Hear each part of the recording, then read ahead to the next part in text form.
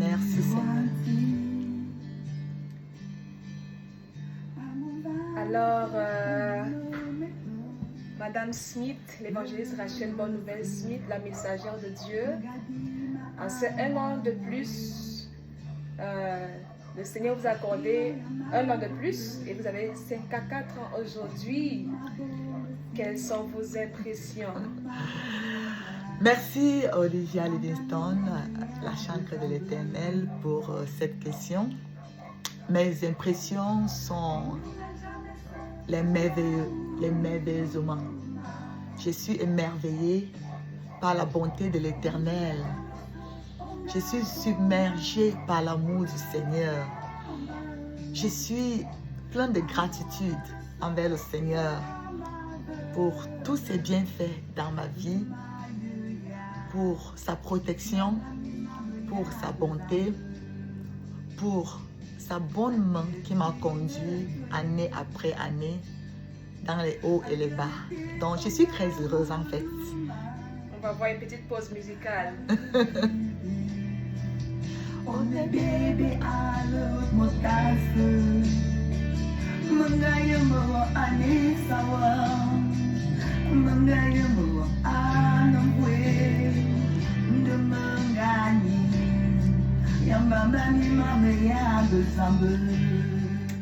Alors, l'évangéliste Rachel Bonne Nouvelle Smith, en 54 ans de votre vie, qu'est-ce que vous pouvez garder? Qu'est-ce qui vous a vraiment marqué en ces 54 ans?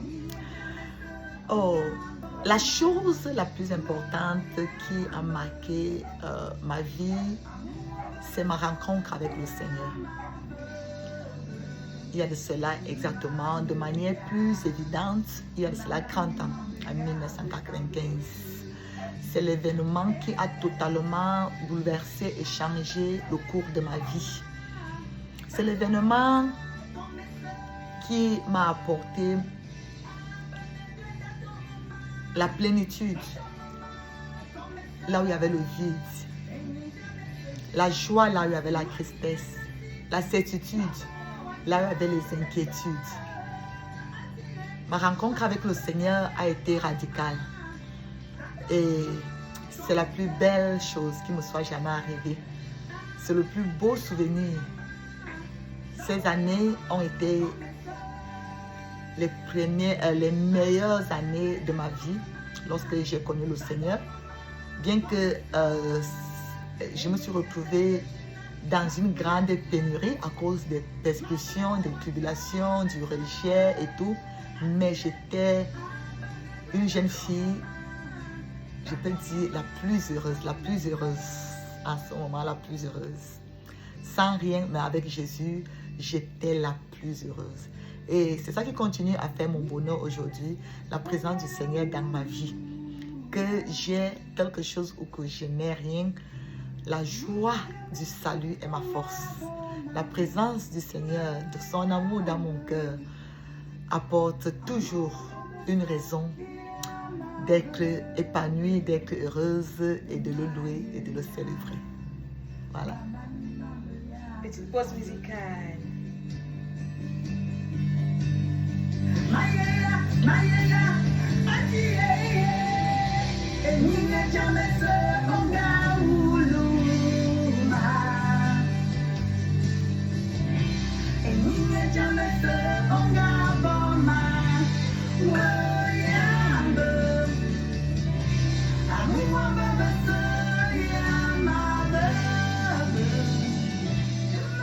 Alors, l'évangéliste Rachel Bonne Nouvelle Smith, pendant votre marche avec le Seigneur, ces 54 ans d'années sur terre, quelles ont été vos batailles ou alors vos combats et quel est le témoignage qui a vraiment marqué votre vie?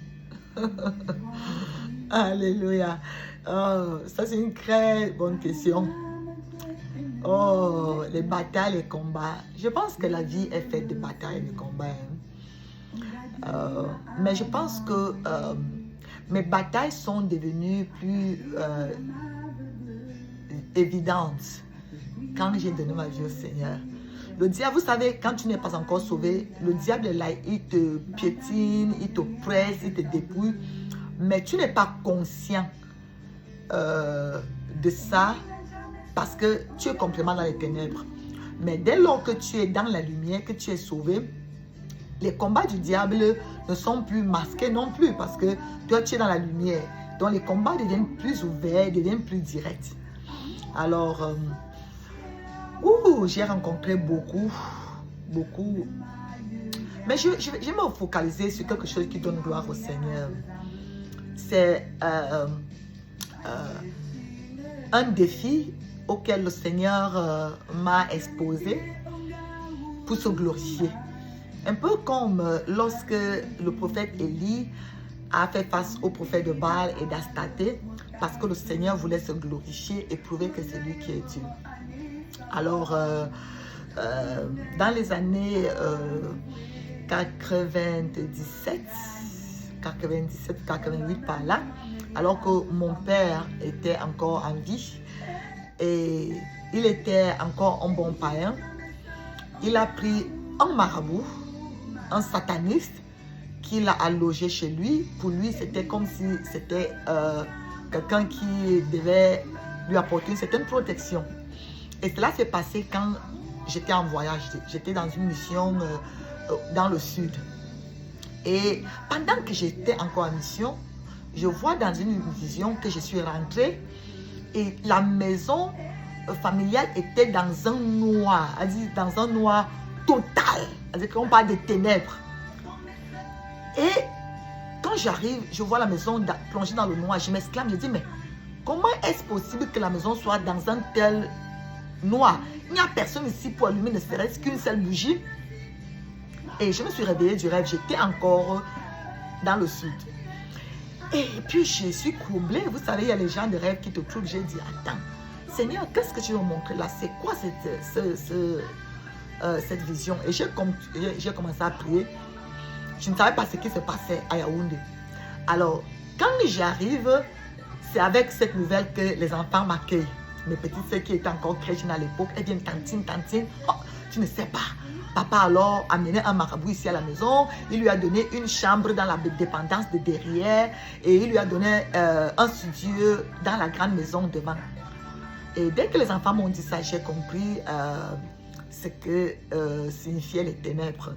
Oh, le combat avec cet homme a été vraiment rude parce que c'était un sataniste ouvert.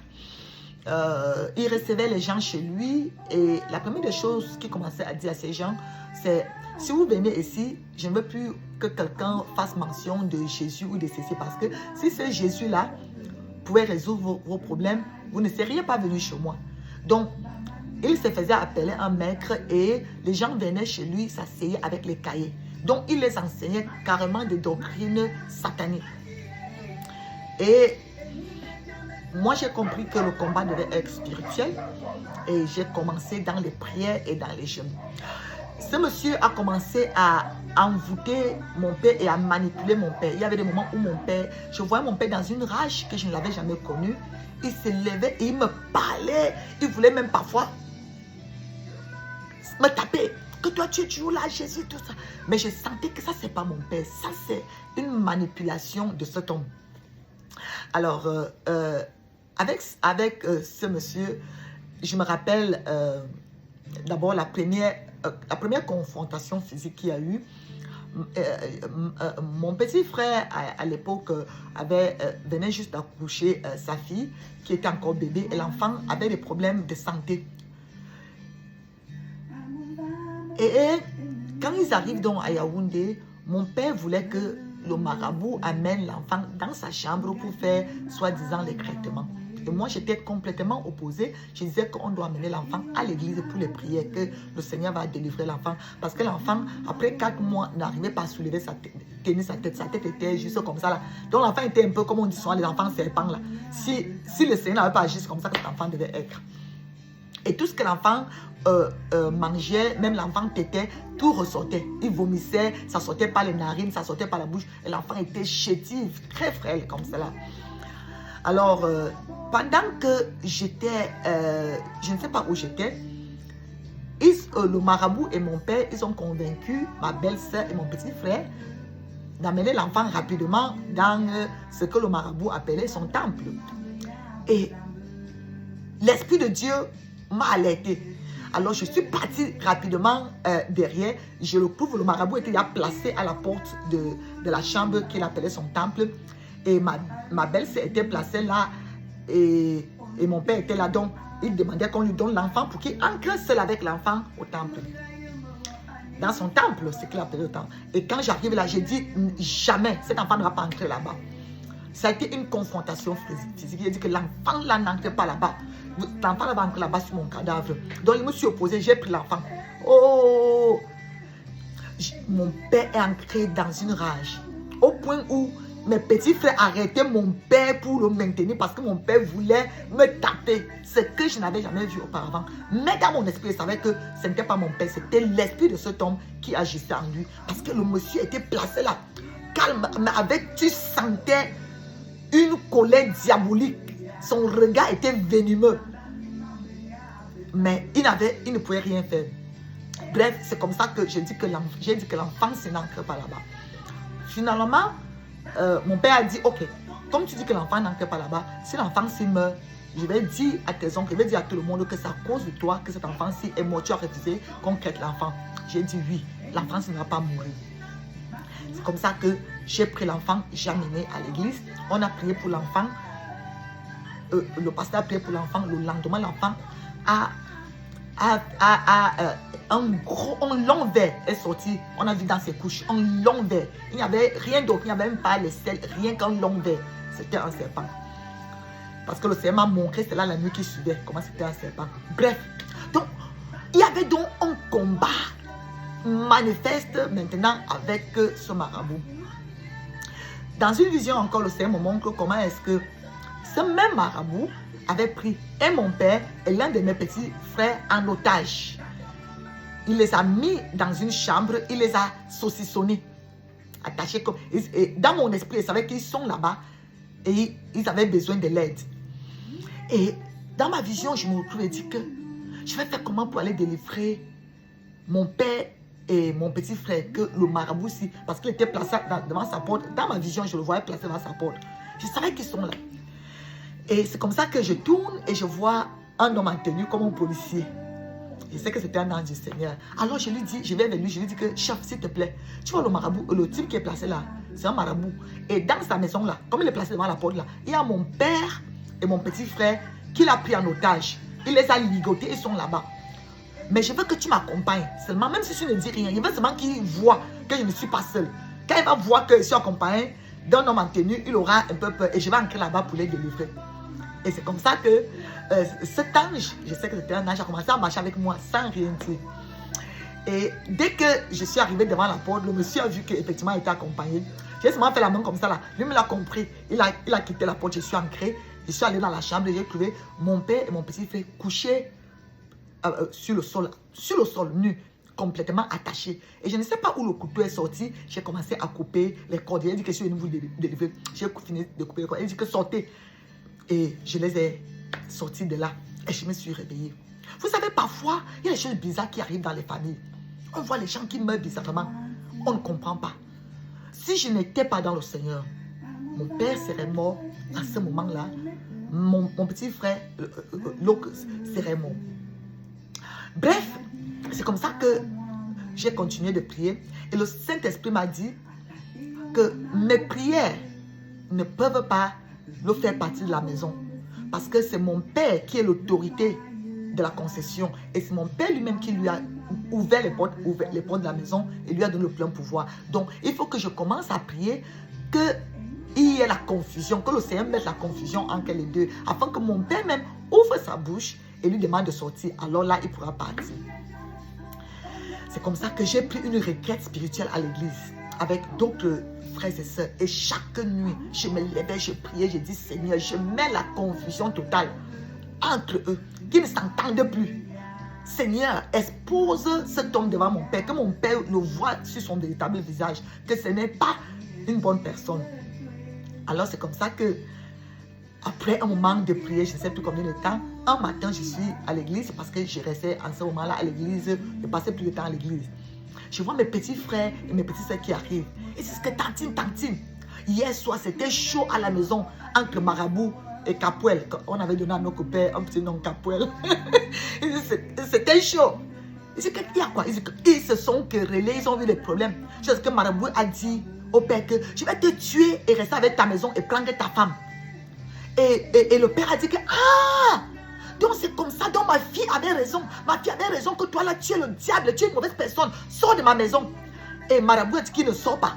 Et le père a dit que attends, je vais envoyer qu'on a appelé ma fille. Elle va venir te sortir d'ici là.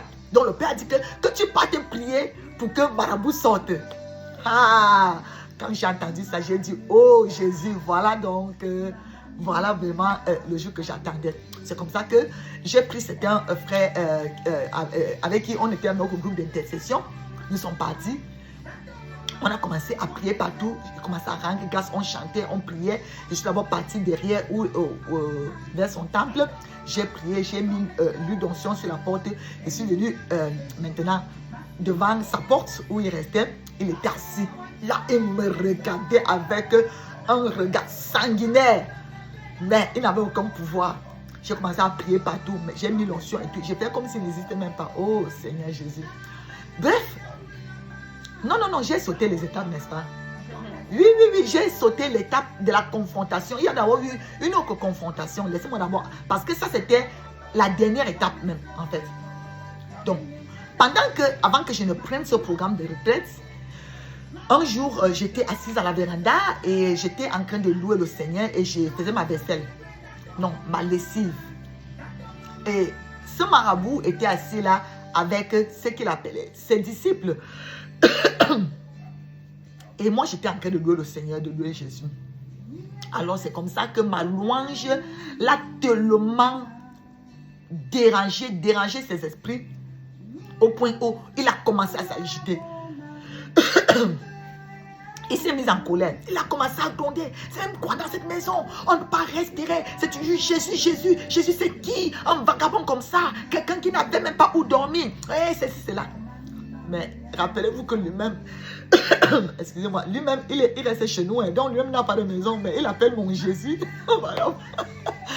Bref, il a commencé à s'agiter.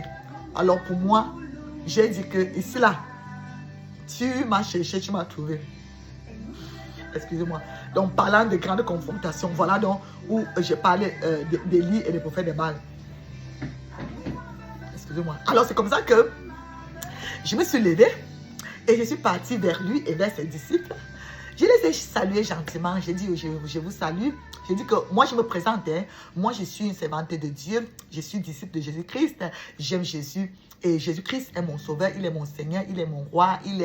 J'ai commencé à donner toute la gloire à Jésus-Christ. Et je leur ai dit, mais apparemment, votre maître, comme vous l'appelez, il a un autre Dieu qui, apparemment, d'après lui, ce Dieu-là est plus que Jésus. Je lui ai dit que vraiment, vous savez quoi? Moi, je cherche vraiment la vérité. Hein. Et si c'est lui qui est dans la vérité, si c'est lui qui est le vrai Dieu, moi, je vais le suivre. Mais si c'est moi qui est le vrai Dieu, parce que moi, je crois que Jésus-Christ est le véritable. Il est la vérité, le chemin, la vie. Mais ce n'est pas ce que lui pense. Alors, devant vous tous, je vais donner un petit défi à votre maître. Qui me prouve que mon Jésus qui vit en moi n'est rien. Et que c'est son, je ne sais pas qui, il va peut-être me présenter son Dieu qui est plus fort que Jésus. Alors, je dis donc, ok, grand maître, devant tous tes disciples, tu venais de chiffonner le nom de mon Jésus. Est-ce que tu peux me regarder dans les yeux? Regarde-moi dans les yeux pour dire que Jésus-Christ n'est rien. Oh, les bien-aimés, quand j'ai dit ça, que regarde-moi dans les yeux. En entendant, c'est comme si on avait mis une clé 14 au cou du monsieur. Vous connaissez comment on met la clé 14 à quelqu'un là?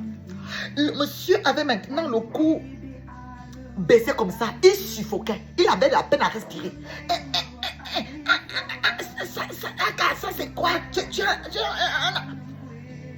Moi-même j'étais choqué. Parce que, vous savez, quand vous êtes conduit par l'esprit, quand vous faites les choses par l'esprit, vous-même, vous ne mesurez pas ce qui va se passer. Alors le monsieur ne pouvait pas me regarder dans les yeux. Le monsieur était en train de suffoquer, de souffrir. Et moi, je continuais d'insister. Je dis que, mais attends, tu venais de dire que Jésus-Christ n'est rien. Moi, je dis que Jésus-Christ c'est le roi des rois. Regarde-moi dans les yeux pour prouver à tes disciples que Jésus-Christ n'est rien. Il n'a pas pu me regarder dans les yeux. Il était en train de suffoquer. Alors, je me suis tourné vers ses disciples. Je lui ai dit, attendez, est-ce qu'il y a quelque chose dans mes yeux? Regardez-moi. Ils disent que, non, on ne voit rien. J'ai dit, mais apparemment, il y a quelque chose dans mes yeux que votre mec ne peut pas regarder. Regardez comment il souffle. Regardez comment il est en train de suffoquer.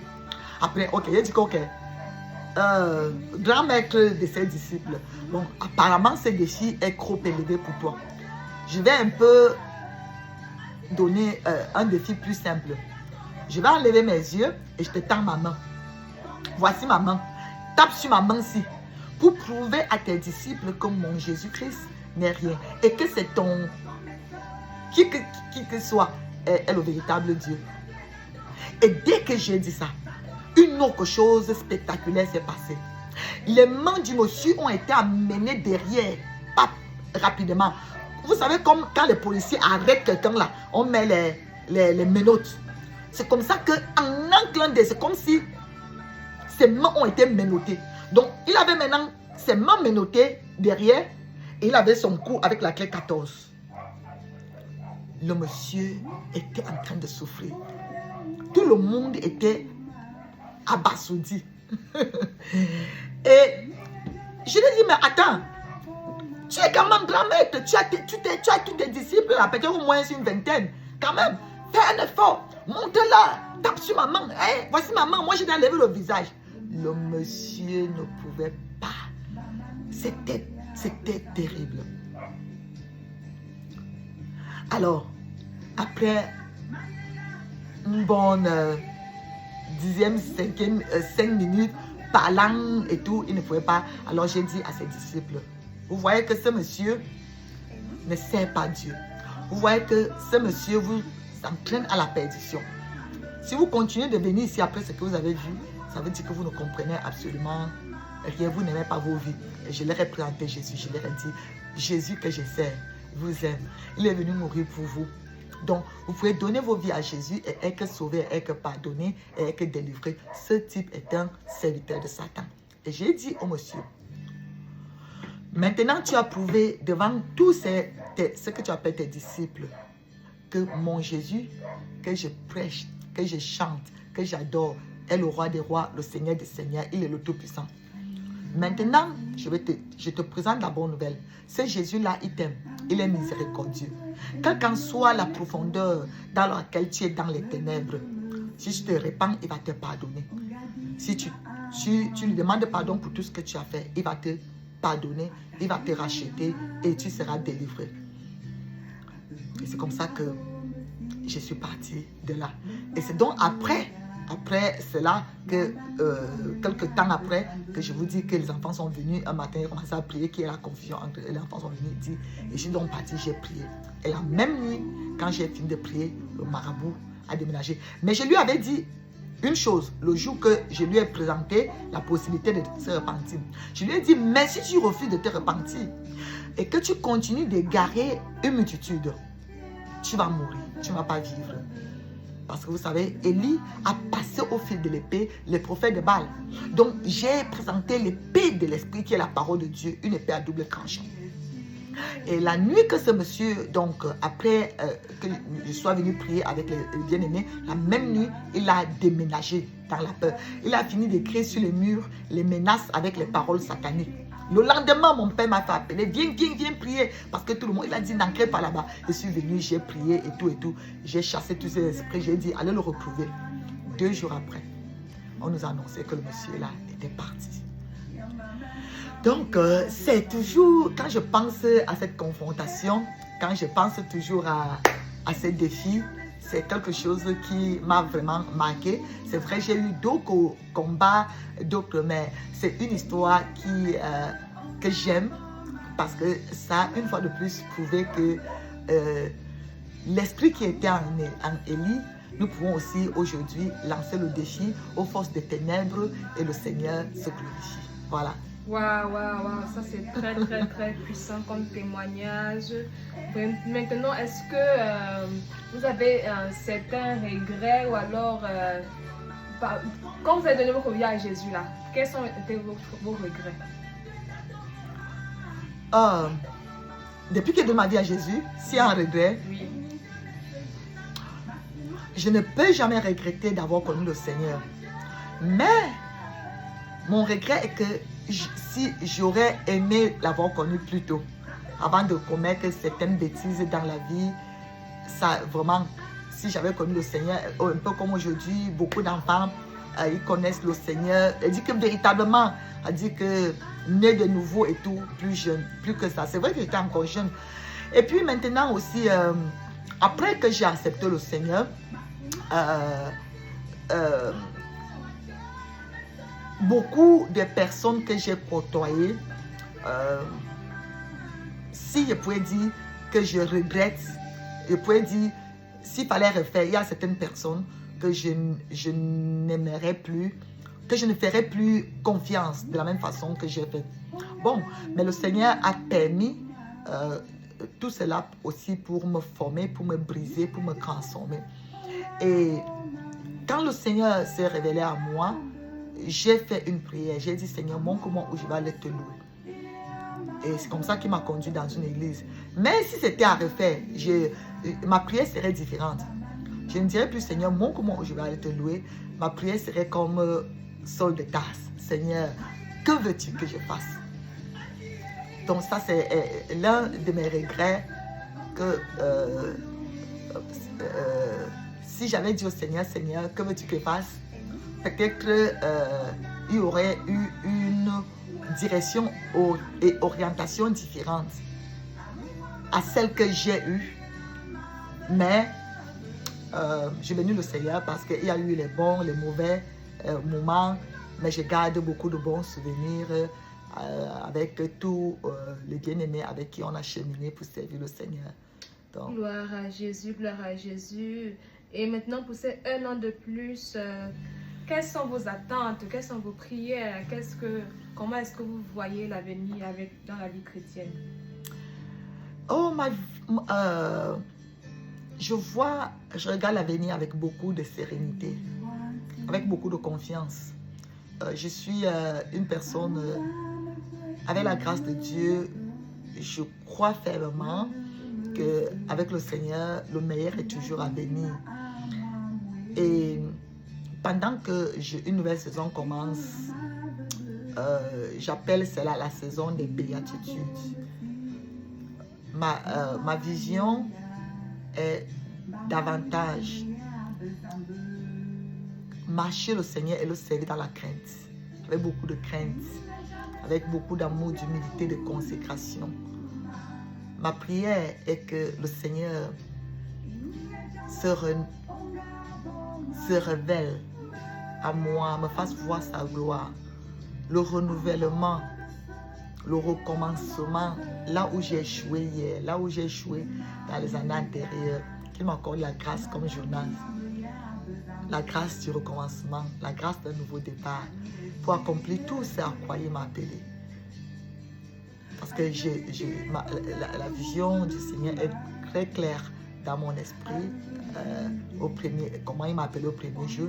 Et ma prière est qu'il m'accorde la grâce de l'accomplir véritablement, qu'il y ait une explosion, une expansion qui est comme une nouvelle dimension de sa connaissance, de sa révélation, de sa manifestation dans ma vie.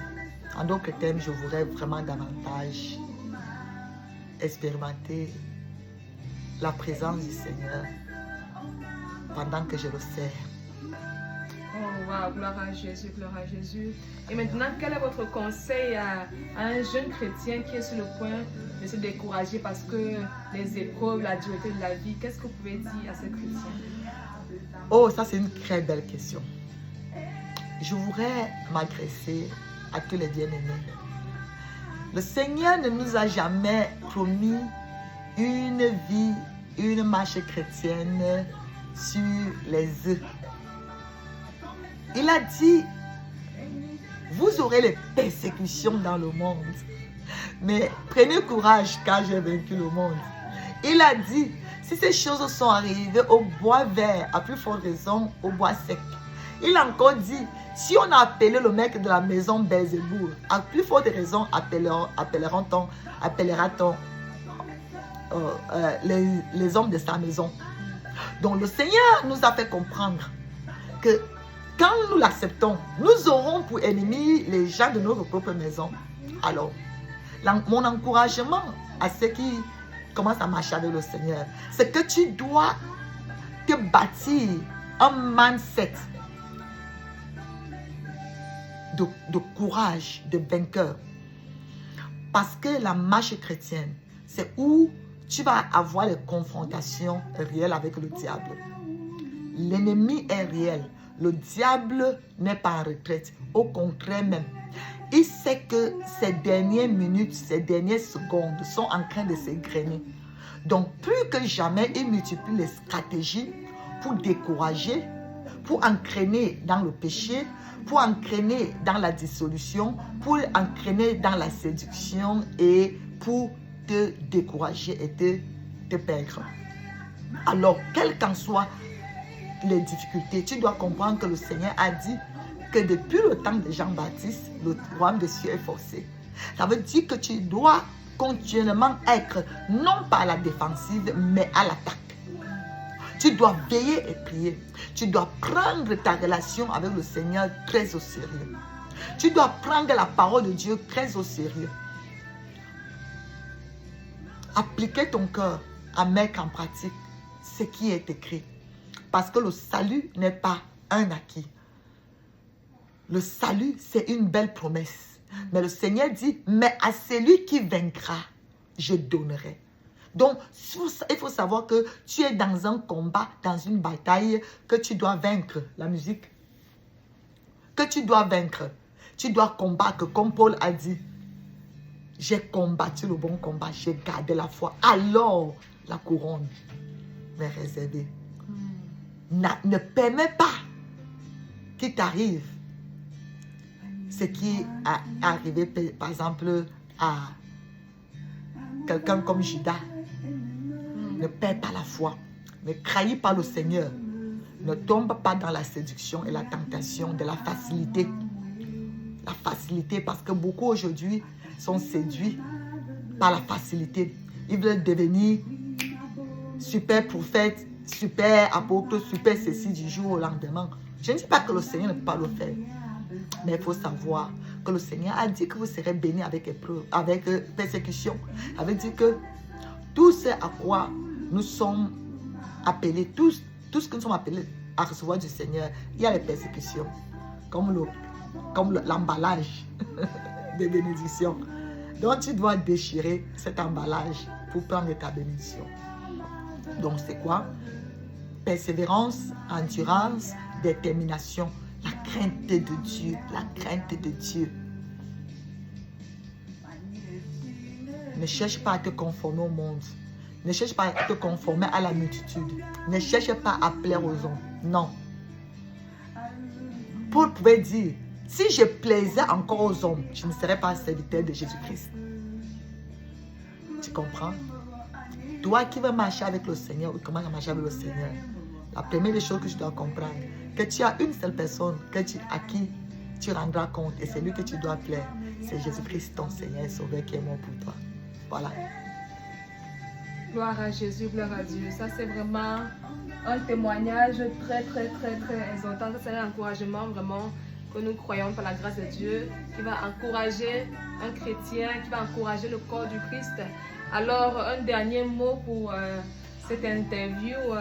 Qu'est-ce que vous avez à dire pour clôturer? Oh, j'ai tellement de choses à dire, mais je voudrais tout simplement d'abord remercier mon Père, mon merveilleux Père, pour sa bonté, sa fidélité dans ma vie. Parce que quand je regarde mon parcours, depuis ma naissance, et particulièrement depuis que Jésus-Christ est ancré dans ma vie, que je l'ai reçu, n'eût été sa grâce, je serais morte longtemps. Mais il a été là, tellement fidèle, me soutenant, me fortifiant, combattant pour moi, me délivrant. Parfois, je suis tombée, je me suis écorché les genoux. Mais il m'a dit, relève-toi. Je me suis relevée, j'ai continué la marche. Oui. Et donc, je lui dis merci. J'ai dit merci au Saint-Esprit qui a été vraiment mon consolateur, mon aide dans cette marche. Merci à mon champion Jésus-Christ. Et je remercie aujourd'hui particulièrement tout cela pour vos vœux, vos paroles, vos belles paroles. Ça m'a vraiment ému et ça m'a touché le cœur. Plusieurs ont dit, m'ont envoyé des très belles paroles, des très belles paroles. Vraiment, je donne toute la gloire à Jésus-Christ. Si j'ai été une bénédiction, un encouragement pour quelqu'un, je donne toute la gloire à Jésus-Christ. Et ma prière est que le Seigneur m'accorde la grâce d'être davantage sa messagère pour apporter la joie, pour apporter l'encouragement, l'édification, les bons conseils, la vérité, le message christo-sancré partout où il veut. Donc ma prière est que davantage je devienne la mère d'une multitude en gagnant les âmes au Seigneur pour le royaume. Donc voilà mon plus grand désir, au nom de Jésus-Christ. Gloire à Dieu, on finit avec cette chanson. C'est parti.